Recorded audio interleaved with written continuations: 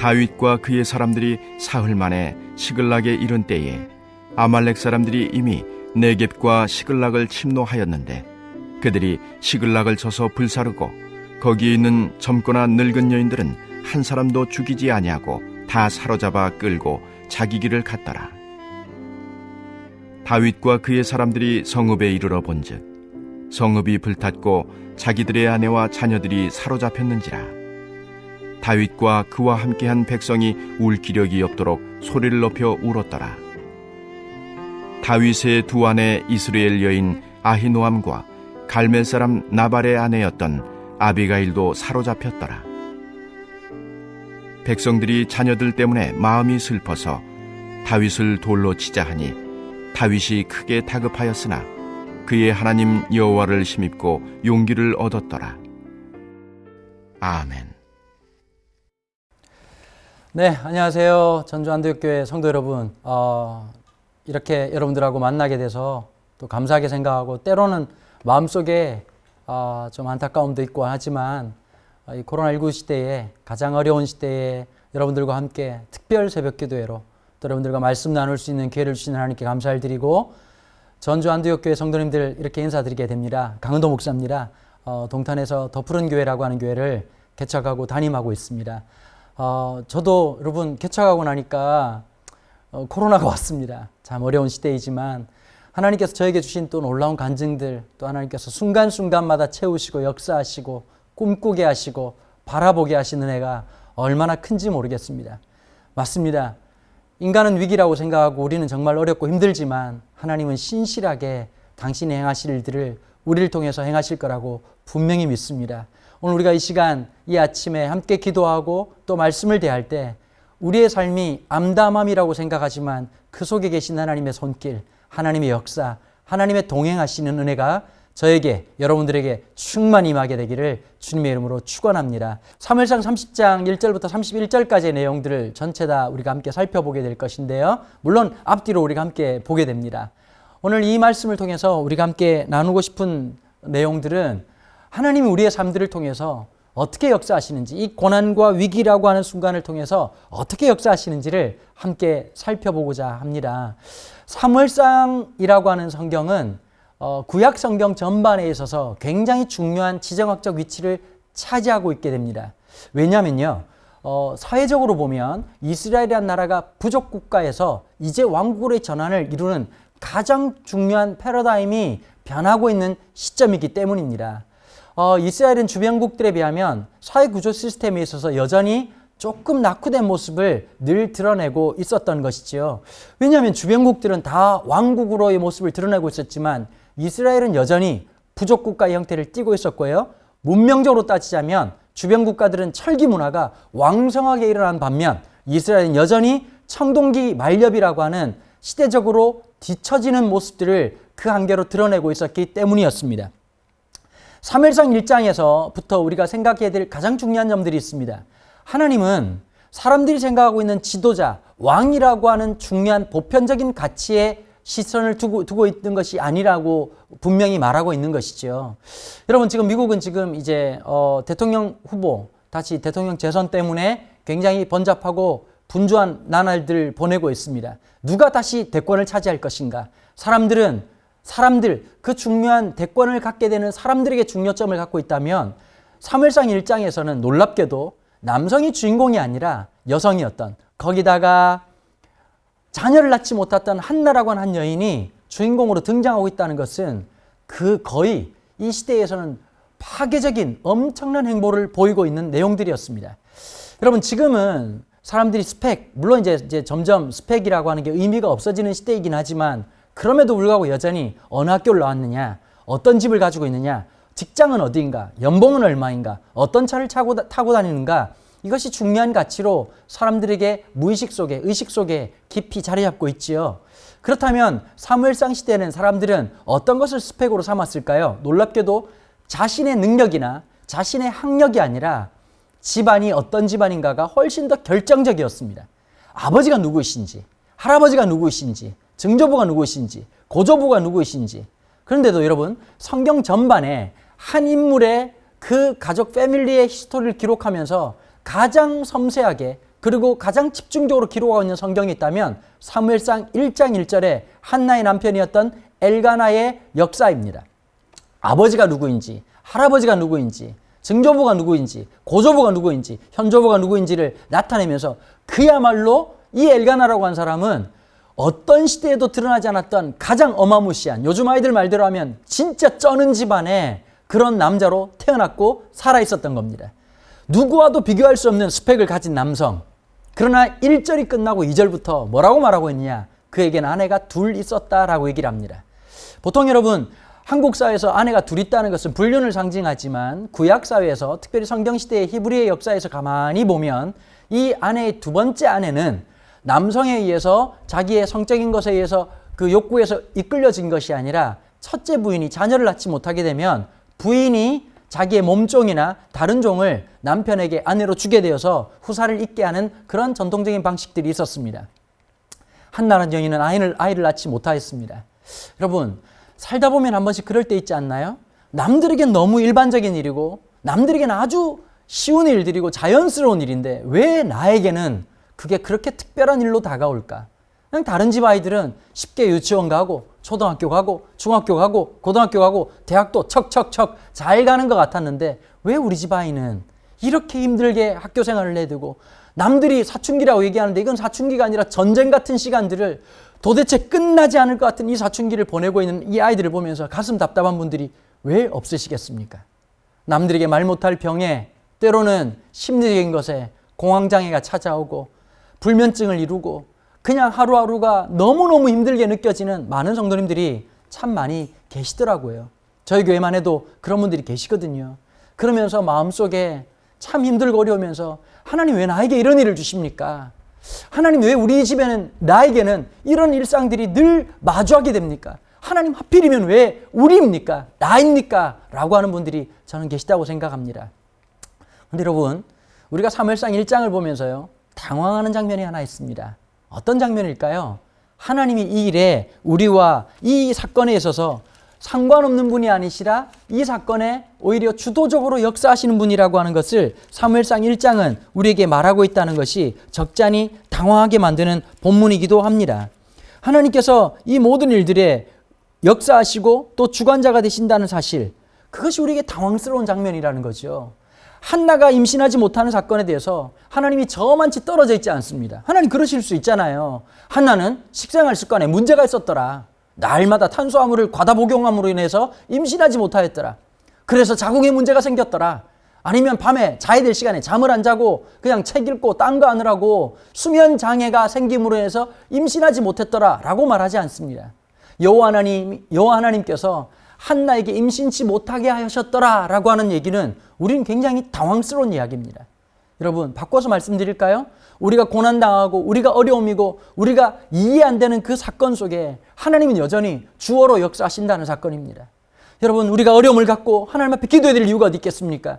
이 사건에 하나님은 저만치 떨어져 계시는 3인칭 관찰자 시점으로 있는 누군가가 아니라 오늘 이 사건에 주어로 역사하시는 하나님이라는 사실을 성경은 분명히 얘기하고 있기 때문입니다. 그래서 우리가 기도해야 되고 이 사건에 대해서 주어로 역사하신 하나님 앞에 우리는 질문해야 되고 또 하나님의 그 인도하심을 경험해야 되고 그 어려움 속에서 하나님이 어떻게 역사하시는지를 우리의 삶에 하나님의 위대한 스토리를 역사하실 그 하나님을 기대하는 것이 무엇보다도 우리에게 필요하기 때문입니다. 한나는 이 어려움 속에서도 견딜 수 있었던 여러 가지가 있었는데요. 그 중에 한 가지가 하나님의 은혜였고 또 하나가 남편의 사랑이었습니다. 성경 전반에 있어서 최고의 로맨티스트 한 명을 꽂으라고 한다면 전 주저없이 한나의 남편이었던 엘가나라고 생각합니다. 늘 한나는 기죽어 있었고 한나는 얼굴 한 부분이 어두웠을 겁니다. 먹어도 먹는 것 같지 않고 자도 자지 않은 것 같고 기쁠 일이 별로 없는 겁니다. 늘 풀죽어 있는 아내를 향해서 엘가나는 무한 사랑과 신뢰를 보냈습니다. 그리고 이렇게 얘기하죠. 풀죽어 있는 아내에게 내가 당신에게 10명의 아들보다 낫지 않소? 하지만 여러분, 참 놀랍게도요, 남편의 사랑이 주어져도 채워지지 않은 한 방이 있습니다. 여러분, 이 파스칼이 방세라고 하는 글에서 말했던 것처럼 인간에게 여러 방이 있는데 아무리 노력한다고 채울 수 없는 절대적인 방, 하나님만이 채울 수 있는 신의 방이 있다고 얘기하지 않습니까? 우리의 마음속에 모든 것이 돈이 채워지고 인기가 채워지고 다른 것이 다 채워져도 절대적으로 채워지지 못한 한 공간, 그것이 바로 한나의 마음속에 자리 잡고 있었습니다. 이 당시엔 예루살렘 중앙성소라고 하는 개념이 없었습니다.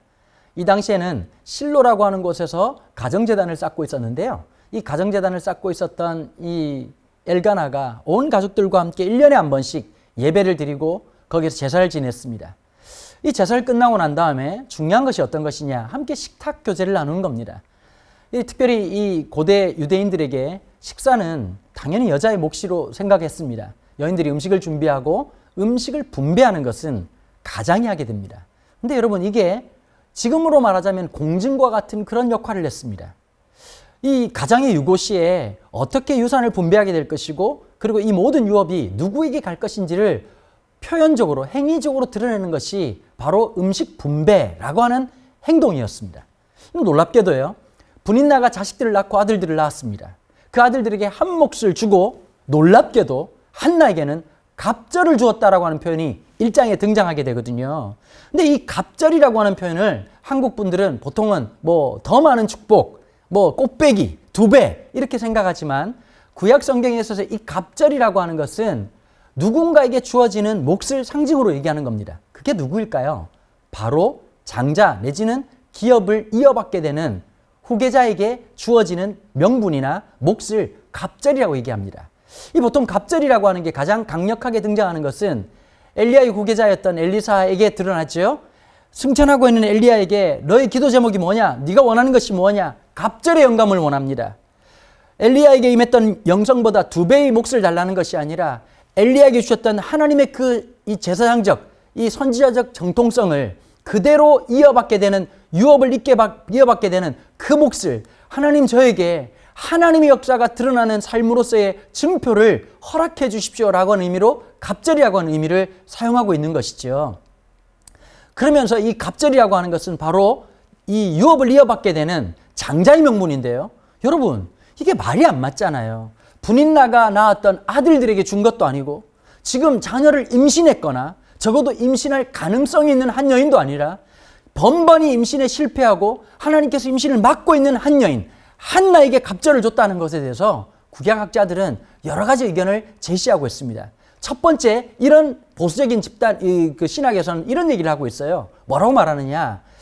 이것은 앞으로 일어나게 될 계시적 역사에 그것을 상징적으로 드러낸 사건이다. 이렇게 얘기를 합니다. 그게 무슨 뜻이냐면 엘가나가 알았는지 몰랐는지 모르지만 엘가나가 사랑이라고 하는 이 한나를 사랑하는 모습 때문에 갑절의 몫을 줬다. 이것은 굉장히 시대 파괴적인 행동이었지만 이 행동을 통해서 하나님께서 어떻게 성취해 나가실지를 드러내는 사건이라고 얘기하는 것이죠. 마치 요셉이 꿈을 꿉니다.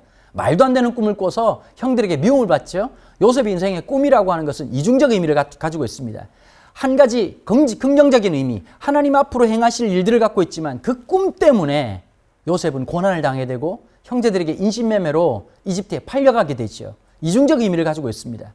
어쨌든 이 꿈을 꾸었을 때 형들에게 알리고 부모님께 알렸습니다. 아버지 야곱이 야단을 치죠. 야 이놈아, 부모가 너에게 절을 한다는 게 맞냐? 형님들이 너에게 절을 한다는 게 맞냐? 그러나 성경에서 뭐라고 기록하고 있습니까? 그러나 야곱은 이것을 마음에 품었다, 기억하고 있었다라고 얘기하면서 앞으로 펼쳐질 이야기들이 어떻게 전개될 것이고 하나님은 요셉에게 허락하셨던 그 꿈을 통해서 하나님의 꿈을 어떻게 완성해 나가신지를 기록하고 있는 것이 창세기 후반부의 역사라면 오늘 기록하고 있는 것처럼 이 엘가나의 행동, 어쩌면 말이 안 되는 행동인데 이 행동을 통해서 하나님은 어떻게 역사하신지를 보여주십니다. 드디어 이 일이 끝나고 난 다음에 분인나가 열을 받았죠. 왜 화가 났을까요? 분인나 입장을 생각해 보십시오. 내가 낳은 아들에게 갑절을 줘도 시원찮을 판에 자녀도 못 낳고 날마다 밥만 처먹고 똥만 싸는 이 여자에게 갑절을 주고 있는 남편이 얼마나 원망스러웠겠습니까? 남편을 공격할 수는 없었고요. 같은 여인이 여인을 공격하는 것이지요. 격분케 합니다. 이 격분, 상실감, 상처, 아픔을 안고 이 한나는 어디로 갑니까? 좌절의 자리로 가지 않았습니다. 포기의 자리로 가지 않았습니다. 절망의 자리로 가지 않았습니다. 그 절망을 끌어안고 상실감을 끌어안고 그 아픔을 끌어안고 주님의 그 보좌 앞으로 나아갑니다. 여러분, 그런데 굉장히 이 영화 같은 장면이 펼쳐지죠. 저는 사무엘상을 가만히 보면 너무 영화적인 요소들이 많다고 생각해요. 시각적 언어, 대비라고 하는 이 컨트라스트라고 하는 명암의 대비처럼 명확한 대비를 한 절에서 보여줍니다. 뭐라고 말하고 있느냐? 이렇게 얘기하고 있지요. 저는 이 장면을 굉장히 좋아하는 장면인데요. 이렇게 표현하고 있습니다. 9절입니다. 사무엘상 1장 9절. 그들이 실로에서 먹고 마신 후에 한나가 일어나니 어디에서 일어났을까요? 좌절과 상실감. 사람들은 잔치를 하고 있지만 갑절에 수많은 음식들이 주어졌고 남편의 사랑이 있었지만 가장 외로운 밥상이었습니다. 상실감, 상처, 그 좌절에서 무너져 내렸던 이 한나는 다시 일어나게 됩니다. 여러분, 오늘 이 기도회가 여러분들의 삶에 무너진 일상 속에서 예측할 수 없는 암담함 속에서 일어나는 기적과 같은 역사가 있게 되기를 주님의 이름으로 축원합니다. 그 자리에서 일어났고 그런데 대비돼서 어떻게 될까요? 그때의 동체 상황이지요. 제사장 엘리는 여호와의 전 문설주 곁 의자에 앉아 있으니라. 일어났던 한나와 제사장이라고 하는 겉으로 볼 때는 가장 높은 포지션, 가장 하나님과 가까울 것 같은 여호와의 전 문설주 곁 의자에 앉아 있는 모습으로서의 이 엘리를 대조함으로써 얼마나 우리의 삶에 도전하고 있는 말씀인지 모르겠습니다. 어쩌면 우리는 신앙생활 오래 오고 그냥 하나님이 하신다라고 하는 것, 할렐루야, 아멘이라는 말이 늘 입에 붙어 있는 것처럼 살아가지만 하나님과 전혀 상관없는 우리 내면 속에 정말 주님을 향한 사랑과 주님을 향한 의뢰와 신뢰와 주님 앞에 느끼는 그 감정은 깡그리째 잊어버린 채 너무나도 익숙한 채로 늘 앉는 자리에 앉아있고 늘 하는 대로 예배드리고 있고 나는 신앙생활을 이렇게 해왔노라고 얘기하지만 지금 현재 하나님을 향한 거룩한 긴장성, 하나님을 향한 간절함을 잃어버린 채 살아가고 있는 우리의 모습은 아닌지 이번 기도를 통해서 다시 한 번 더 내 영혼이 일어나고 내 기도가 다시 한번 뜨겁게 일어나고 예배가 일어나고 주님을 향한 찬양이 일어나고 내 마음의 감정과 기쁨과 우리의 전인격이 주님을 향해서 일어나는 놀라운 역사가 있기를 주님의 이름으로 축원합니다. 여러분, 이 장면을 통해서 또 한 번 한나는 걸림돌을 걸리게 되지요. 엘가나가 이렇게 얘기합니다. 마치 한나가 기도하는 것이 술 취한 사람의 모습처럼 보였지요. 왜냐? 이 당시의 사람들, 특별히 예수님 시대 때도 마찬가지지만 기도라고 하는 개념이 유대인들에게 우리하고의 개념하고는 굉장한 차이를 드러냅니다. 우리는 기도라고 하면 한국 사람들은 어떻게 생각하죠? 조용히 하는 묵상 기도도 있지만 대부분 다가 간절히 주여 삼창을 외치면서 눈물을 쏟으면서 정말 우리의 마음을 다해서 그냥 배가 끊어질 것처럼 부르짖고 기도하지 않습니까? 참 우리는 그렇게 해야 기도라고 생각하고 기도하고 끝나면 야, 좀 시원하다라는 느낌이 있죠. 유대인들은 기도를 감정을 섞는 것을 굉장히 터부시했습니다.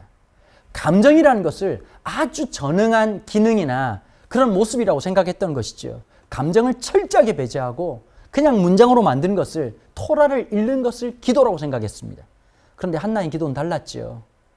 눈물이, 그 감정이 때로는 문장으로 이룰 수 없는 외마디 비명 같은 기도가 그에게 터져 나왔습니다. 이 기도가 아니면 견딜 수 없는 그 마음속에서. 근데 엘리는 어떻게 생각했느냐? 가만히 의자에 앉아서 보니까 한 여자가 소리를 지르면서 때로는 눈물 흘리면서 미친 사람처럼 하고 있으니까 저 여자가 포도주나 독주를 마셨구나 라고 생각했던 겁니다. 술을 끊으라 라고 말을 했습니다. 한나가 그 말을 들었을 때 얼마나 마음에 상실감이 들었을까요? 여러분, 신앙생활 하다 보면요, 모르는 사람들이 우리를 공격하는 게 아닙니다. 가장 잘 알아줄 것 같은 사람들이 오히려 공격할 때가 있습니다. 때론 마음 상하게 할 때가 있습니다. 여러분, 신앙생활 할 때 시험 당하는 것은 필수 코스입니다. 그걸 넘어서야 됩니다. 여러분, 그게 걸림돌처럼 우리의 사방에 깔려 있지만 한나는 그 걸림돌을 디딤돌 삼아 더 주님 앞에 가까이 나아갔습니다. 한나가 이렇게 고백하죠. 저는 포도주나 독주를 마시는 그런 나쁜 여자가 아닙니다. 내 마음에 상한 것이 많아 하나님 앞에 쏟아냈을 뿐입니다. 저는 이 본문을 보면 찬송가 하나가 떠오릅니다. 너 예수께 조용히 나와 내 마음을 쏟아놓으라. 여러분, 이 찬양 가사는 그냥 감정에 끌려서 기록한 것이 아니라 그 상실감과 좌절 안에 있을 때 하나님 앞에 내 마음을 쏟아본 사람만이, 그런 삶을 살아본 사람만이 이런 찬양 가사가 나오는 것 아닐까요? 한나는 그렇게 기도했습니다. 그랬더니 엘리가 미안했던지 평안히 가라, 여호와 하나님께서 네 기도를 들어주시길 원하신다. 여러분, 부정부패의 아이콘이었던 이 엘리의 대답에 하나님은 역사하셨습니다. 엘리는 무능하고 엘리는 어쩌면 부정부패한 사람이었지만 그 언어 속에 던져진 그 말은 한나는 하나님이 주신 응답으로 아멘 하고 돌아갑니다. 돌아가서 먹고 마시며 근심빛이 없었더라. 그러고 난 다음에 하나님께서 엘가나와 동침했던 한나를 기억하셨더라, 돌보셨더라. 그러고 태어난 아이가 누굽니까? 사무엘이라고 하는 사람입니다. 여러분, 사무엘상은 아무리 봐도 이거는 이스라엘의 왕조실록 같은 것인데요, 제목이 이스라엘의 왕조실록이 아닙니다. 이스라엘 역사기가 아닙니다. 사무엘상하. 여러분, 한 인물, 사무엘이 중심에 있다는 것은 한 사람의 모습이 아니라 사무엘을 통해서 주시는 말씀의 통치가 이스라엘의 근간이 된다는 겁니다. 여러분 어떻게 살아가십니까? 저나 여러분들이 진짜 말씀이 내 삶의 근거이고 오늘을 살아가야 될 이유이고 이유의 전부라고 하는 것을 우리가 함께 고백할 수 있을까요? 우리가 입으로만, 떡으로만 살아가는 것이 아니라 여호와 입에서 나오는 그 말씀으로 살아가는 존재, 떡으로만이 아니라 하나님의 말씀으로 살아가는 존재. 오늘 이 아침에 오늘 이 말씀이 우리가 살아가야 될 이유, 근거가 되는 놀라운 은혜가 있기를 축복합니다. 사무엘에게 통해서 역사를 전개하게 되죠. 사실 제가 이렇게 얘기하면 오늘 밤새고 낮새고 설명해도 사무엘상을 다 설명할 수 없겠지만 조금씩 스킵하도록 하겠습니다. 이스라엘 백성들이 왕을 원했습니다. 왜 원했을까요? 여러분, 우리가 겉으로 볼 때는 사무엘의 통치, 말씀의 통치가 굉장히 멋져 보이지만 그 시대를 살아갔던 사람들에게는 사무엘의 통치가 그닥 마음에 들지 않았던 것 같습니다. 왜 그랬을까요? 하나님의 말씀이 마치 안 믿는 사람들이 말하는 것처럼 믿음이 떨어지면 우리 그 생각 들잖아요. 하나님 말씀이 떡을 먹여주냐, 아니 뭐 쌀을 갖다 주냐. 여러분, 이 당시 이스라엘에게 가장 큰 문제는 어떤 것이었을까요? 이스라엘 북부에 있었던 블레셋이라고 하는 민족이었습니다. 이 블레셋이라는 민족은 원래 토착민족이 아닙니다. 스칸디네아 반도를 건너왔던 이주민족인데요, 워낙에 기골장대했습니다. 이 당시 재래전쟁을 했던 사람들의 입장에서 보면 뭐 장비도 중요하겠고 뭐 도구도 중요하고 무기도 중요하겠지만 일단 외모의 차이라고 하는 것은 전쟁의 결정적인 요소를 차지하는 부분이었거든요. 근데 이스라엘 백성들은 난징이 똥자루만 한데 이 블레셋 사람들은 워낙에 기골장대하니까 게임이 안 되는 겁니다. 거기다 이놈들이 좀 깡패 기질이 굉장히 강했습니다. 이스라엘이 추수 때만 되면 나타나가지고 추수 한국식을 싹 다 가져가 버리는 겁니다. 이런 이 해마다 거듭되는데 사무엘은 이것을 어떻게 감당할 수 있는 정치적인 군사적인 힘을 갖고 있는 것이 아니었단 말이에요. 그러다 보니까 굉장히 어렵고 힘든 상황이었습니다. 그러다 보니까 아주 불만이 굉장히 깊었던 터였는데요. 이 당시에 어떤 문제들이 점점 이루어지고 있었을까요? 하나님의 역사를 바라보면서 사람들은 하나님을 생각했던 것이 아니라 오히려 우리에게도 왕이 있었으면 좋겠고 우리에게도 군대가 있었으면 좋겠다라고 하는 그런 불만적인 요소들을 끊임없이 제공하고 있었던 겁니다. 여러분, 그러다 보니까 어떤 문제가 점점 펼쳐졌을까요? 사무엘이 마음이 상하기 시작했던 거죠. 마음이 상했던 사무엘에게 하나님께서 나타나셔서 이렇게 얘기하죠. 사무엘아, 너에 대한 불신이 아니라 나에 대한 불신이다. 하지만 그들이 원하는 대로 해주자. 그러면서 왕을 세워줍니다. 그 세워진 왕이 1대 왕이었던 사울이었습니다. 이 사울왕은 보자마자 이스라엘 백성들이 환호성을 지르고 만세를 외쳤습니다. 왕이 세워졌기 때문이 아니라 그들이 원했던 왕이었기 때문입니다. 성경에서 분명히 얘기하죠. 키가 컸다. 이전번 성경 번역에 보면 머리가 하나 더 있었다. 그랬더니 어떤 중학생이 그런 얘기 하더라고. 그럼 사울은 대가리가 2개였냐? 그 얘기가 아니라 그만큼 키가 컸다는 거죠. 이스라엘의 컴플렉스, 작은 모습에 있었는데 우리도 사울처럼 키가 큰 왕이 있다는 것은 마치 이 사람이 나가면 블레셋을 금방 공략할 것처럼 어떠한 공격에서도 우리를 구원할 것처럼 보였지만 사울은 처음에는 겸손하게, 사울은 시작할 때는 아름다운 모습이었지만 시간이 가면 갈수록 점점 이상한 왕으로 변모해가는 모습을, 타락해가는 모습을 우리는 성경을 통해서 마주하게 됩니다. 왕이라고 한다면, 하나님 맡겨주셨다면 나라를 위해서, 백성들을 위해서 목숨을 걸어야 되는데 자기의 안위를 위해서 참 비참한 모습, 현실의 정치 지도자를 만나는 것처럼 우리는 참 씁쓸한 마음을 지울 수가 없게 됩니다. 하나님 누구를 선택하셨을까요? 그 다음 번으로 준비했던 왕이 바로 다윗이었습니다. 여전히 사울이 왕으로 있는 상태에서 실망하는 사무엘에게 하나님 얘기하시는 거죠. 가서 병에다가 기름을 채우고 새로 왕을 세울 자를 위해서 출발하라는 겁니다. 이거 굉장히 위험천만한 관계였죠. 왜 그럴까요? 이 당시 사울왕과 사무엘은 굉장히 적대적 관계였습니다. 할 수만 있다면 사울은 사무엘을 처리하고 싶었을 겁니다.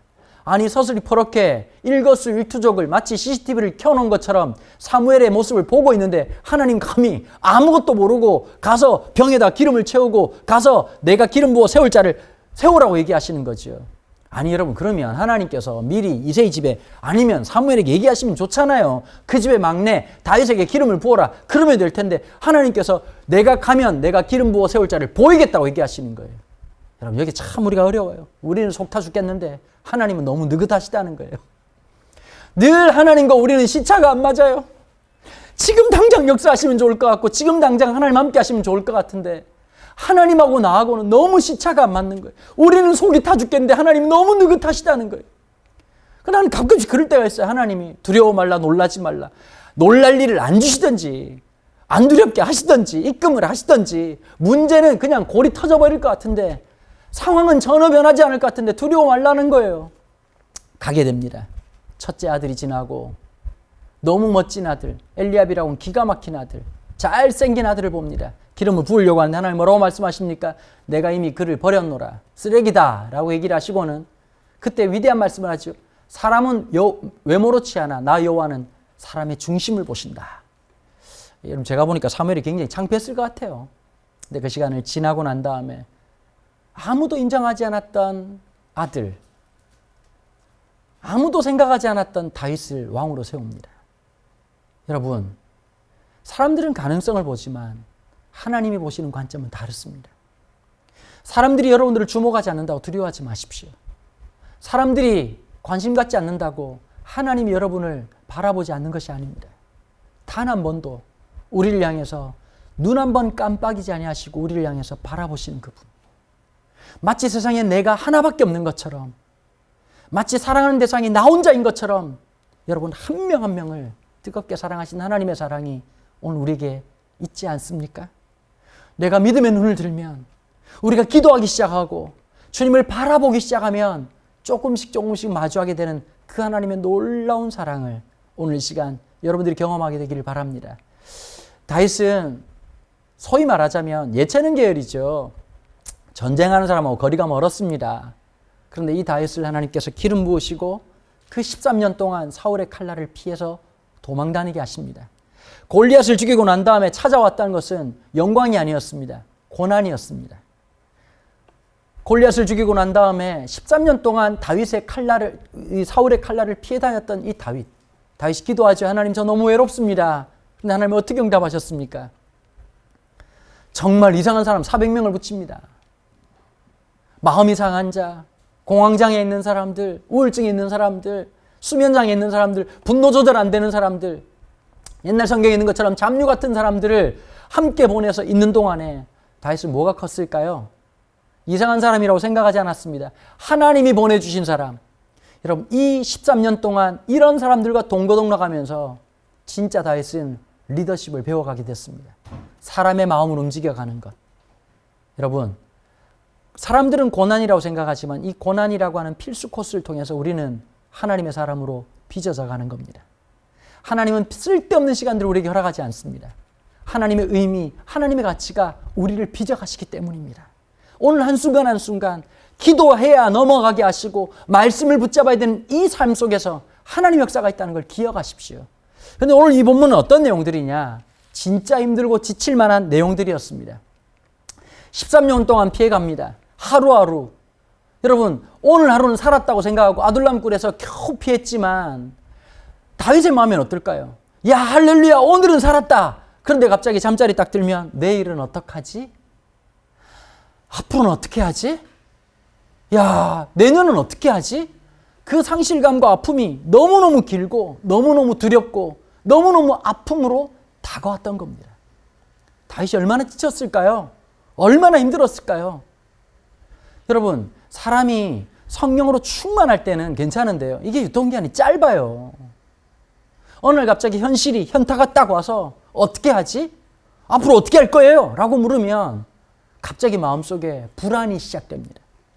불안이 왕노릇하면 어떻게 될까요? 악수를 두게 됩니다. 그게 바로 사무엘상 29장, 28장부터 시작되고 있는 다윗의 잘못된 선택이었습니다. 다윗이 망명을 갑니다. 어디로 간지 아십니까? 블레셋으로 가게 됩니다. 블레셋이 어디입니까? 골리앗의 고향 땅입니다.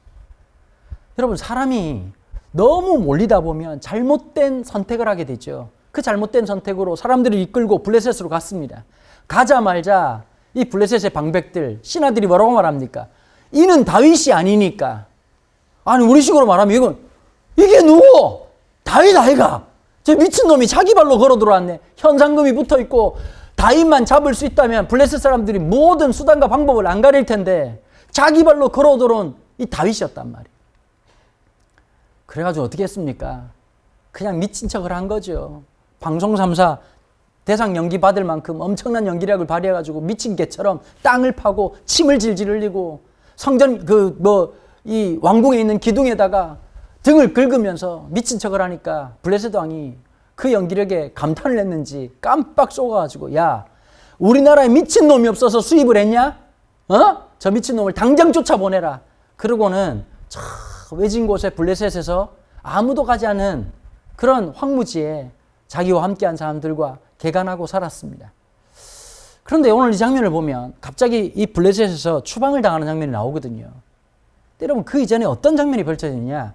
블레셋은 다시 이스라엘을 복수하기 위해서 침공을 준비했습니다. 하마터면 하나님의 사람 다윗이 블레셋의 군복을 입고 이스라엘을 공격할 뻔한 이 아이러니한 상황을 맞이하게 됐습니다.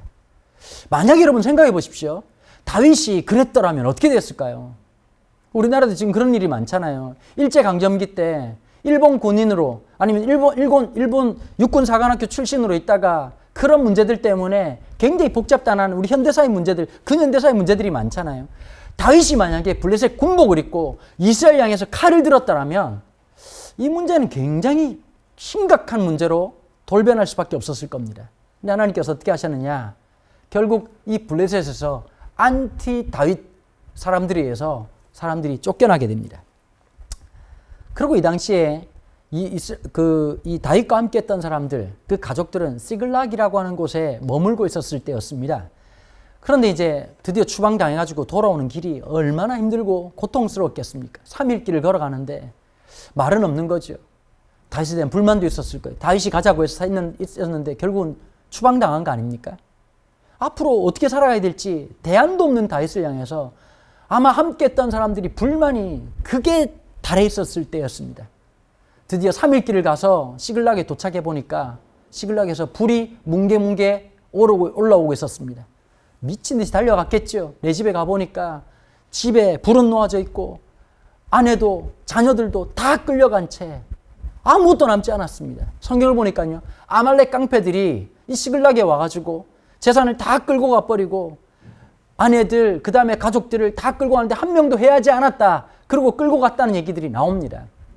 여러분, 그때 이 함께 다윗과 함께 한 사람들의 마음이 어땠을까요?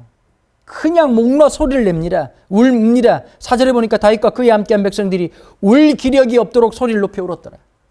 대성통곡을 하고 난 다음에 그 마음의 울분이 어디로 갔을까요? 다윗을 향한 분노와 마주하게 됩니다. 다윗을 돌로 쳐서 죽이자라고 했던 거지요. 여러분, 이 당시에 다윗의 마음은 어땠을까요? 아마 그런 마음이 들었을까? 하나님, 제가 뭘 잘못했습니까? 그래, 죽여라. 마음이 얼마나 힘들었을까요? 6절에 보니까 이런 말씀이 있습니다. 백성들이 자녀들 때문에 마음이 슬퍼 다윗을 돌로 치자 하니 다윗이 크게 다급하였으나 그의 하나님 여호와를 힘입고 용기를 얻었더라. 여러분, 가장 다급했을 때, 가장 어려웠을 때, 모든 것을 포기하고 싶은 그 순간에 다윗은 하나님의 은혜를 경험했던 겁니다. 여러분, 어쩌면 우리가 위기라고 하는 순간, 가장 다급하고 가장 어렵고 내 영혼의 바닥을 치고 있을 때가 하나님을 만날 만할 때입니다. 내가 하나님의 얼굴을 마주할 때이고 하나님의 은혜를 경험할 때이고 하나님 말씀의 소망을 경험할 때이고 그때야말로 기도할 때이고, 여러분, 이 특별 기도회가 여러분들에게 그런 시간이 되기를 주님의 이름으로 축복합니다. 이 다윗은 다시 한 번 더 힘을 얻게 되죠. 사람들이 얘기합니다. 언제든지 날 죽여도 된다. 근데 하나 물어보자. 내가 사랑하는 그 아내, 네가 사랑하는 그 아이들 어떻게 할 거냐? 여기서 나 죽이고 모든 걸 끝내버릴 터이냐? 아니면 나와 함께 일어나서 네 아내를 찾고 너의 자녀를 찾을 때까지 일어날 것인가? 너는 선택해라. 마치 엄청난 웅변처럼, 연설처럼 사람들은 일단 다윗을 향한 분노를 거두어들이고 다윗과 함께 길을 나서게 됩니다. 근데 문제가 하나 있었습니다.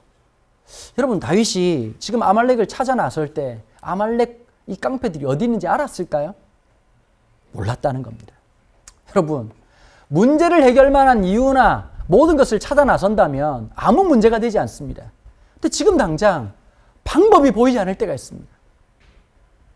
여러분, 예상한 모든 것이 맞아떨어져도 쉽지 않은 상황인데 내가 생각했던 대로 모든 것이 이루어지지 않은 그 상황 속에서 당황할 때가 한두 번이었겠습니까?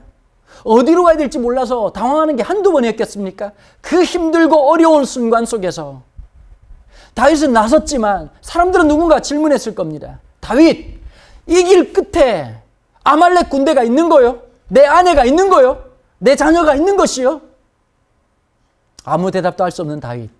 9절에서 보니까요, 부솔에 다윗과 그의 일행들이 머물렀는데 도착했는데 그 중에 200명의 사람들이 뒤로 나자빠지게 됩니다.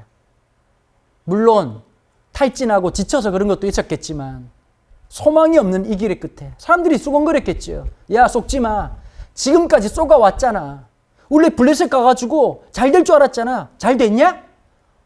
우리 하나가 아무것도 얻은 거 없이 그냥 빈털터리로 온 거야. 야, 이 길 끝에서 아말렉을 만난다는 보장이 있니? 200명이 쓰러졌습니다. 다시 그 사람들과 마음을 모아서 움직이게 되죠. 여러분, 보통 구약에서 보면요, 지명이라고 하는 것은 두 가지 의미가 있습니다. 첫 번째는 어떤 의미냐? 이 브니엘처럼 야복강에서 야곱이 밤새 씨름하고 난 다음에 깨달은 게 어떤 걸까요? 내가 붙잡고 씨름했던 그 사람이 여호와 하나님이었다는 사실을 알게 됩니다. 그래서 아침에 일어났을 때 그 두려움에, 이 야복에 두려웠던 그 어려움 속에서 일어났을 때 그 지명을 새롭게 부르죠. 브니엘, 내가 여호와의 얼굴을 보았다. 보통 하나님이 행하신 일들에 대한 기념비적 의미를 지명에다 둡니다. 두 번째는 어떤 거냐? 앞으로 일어나야 될 일을 미리 부여하는 겁니다. 이 부소울이라고 하는 의미는 어떤 의미를 갖고 있냐? 기쁜 소식이라는 의미를 갖고 있습니다. good news. 복음이란 뜻이죠. 자, 그러면 사무엘상 30장을 읽는 사람들은 어떤 생각을 가질까요? 부솔이란 지명을 딱 듣자마자 앞으로 이 사람들이 길에 그렇게 원했던 자녀들을 만나게 되겠구나, 하나님이 함께 하시는 것을 경험하게 되겠구나라고 하는 긍정적 의미였습니다. 가장 하나님이 임재가 시작되는 이 부솔에서 200명은 절망하게 됩니다. 하나님이 역사하시는 가장 중요한 변곡점에서 사람들은 낙오하게 됩니다. 다시 일어납니다. 그리고 길을 나서서 600명 중에 200명이 쓰러지고 400명을 다시 이끌고 갈 때 11절에서 길에 쓰러져 있는 이집트 거지 한 명을 만나게 되죠. 그 거지를 데리고 와서 다윗에게 이 사람을 만났다고 얘기를 합니다. 다윗은 보자마자 먹을 것을 줍니다. 그러고 난 다음에 묻지요. 넌 누구냐? 전 이집트 사람입니다. 그런데 왜 여기 있냐? 아말렉에 끌려가가지고 노예로 살았는데 제가 병이 걸렸더니 아말렉 사람들이 저를 버렸습니다. 여러분, 이게 중요한 게 하나 있어요. 지금 내 갈 길이 바쁘잖아요. 길에 있는 거지가 보이겠어요? 그런데 하나님의 헤세드, 하나님의 긍휼은 누구한테 임할까요? 작은 긍휼을 살아가는 사람에게 하나님의 긍휼이 임하는 겁니다. 그냥 우리에게 주어진 만남이 없습니다. 여러분 생각할 때 내가 이 사람을 왜 만났나, 이런 상황을 왜 만났나, 그 속에 하나님이 함께 한다는 사실을 기억하셔야 됩니다. 이 이집트 거지에게 돌봤을 때, 먹을 것을 줬을 때 아말렉 사람들은 써먹고 버리고 그냥 일용품처럼 그냥 있다가 버려버리고 그냥 내팽개쳤지만 다윗은 먹이고 돌볼 때 어떤 역사가 있습니까? 여러분, 어디로 가야 될지 모르는 이 인생길에서 아말렉 사람들이 어디에 있는지, 주둔지가 어딘지를 이 이집트 거지가 함께 동행하면서 찾아가게 됩니다. 이 남아있는 400명이 훨씬 많았던 아말렉 군대들을 내 가족이 있고 내 아내가 있으니까 목숨 걸고 살려가지고 그 사람들을 다 물리치고 가족들을 찾고 잃어버린 재산 다 찾을 뿐만 아니라 아말렉이 가지고 있었던 전리품까지 다 들고 오게 됩니다. 얼마나 기뻤을까요? 드라마틱하지 않습니까? 슬픔이 기쁨이 되는 것. 여러분, 그게 하나님의 은혜입니다. 좌절이 소망이 되는 것. 눈물이 춤이 되는 것. 이게 믿음입니다. 여러분, 지금 어느 자리에 계십니까? 그게 끝자리가 아닙니다. 좌절과 상실감과 눈물과 상실, 고통이 끝이 아니라 마치 우리가 죽음을 맞이하고 난 다음에 부활의 영광을 만나는 것처럼 복음의 역사는 죽음이고 슬픔이고 어둠이었던 역사가 빛이 되게 하시고 소망이 되게 하시고 부활이 되게 하신 역사 아니겠습니까? 오늘 그와 같은 역사가 저에게, 여러분들에게 임하게 되기를 축복합니다. 기쁨으로 돌아오는데 사람들이 얘기하는 거예요. 다윗에게. 다윗, 우리 이거 너무 기쁩니다. 그런데 부솔에서 자빠졌던 200명한테는 아무것도 주지 맙시다. 여러분, 제가 아마 다윗이었으면 그랬을 것 같습니다. 굉장히 좋은 생각이다. 저 나쁜 놈들 아무것도 주면 안 된다. 근데 다윗은 어떻게 했느냐? 그렇게 하면 안 된다. 그들도 우리와 똑같이 자녀들을 돌려받을 것이고 아내도 돌려받을 것이고 우리가 가져온 이 전리품을 똑같이 n분의 1로 나누게 될 것이다.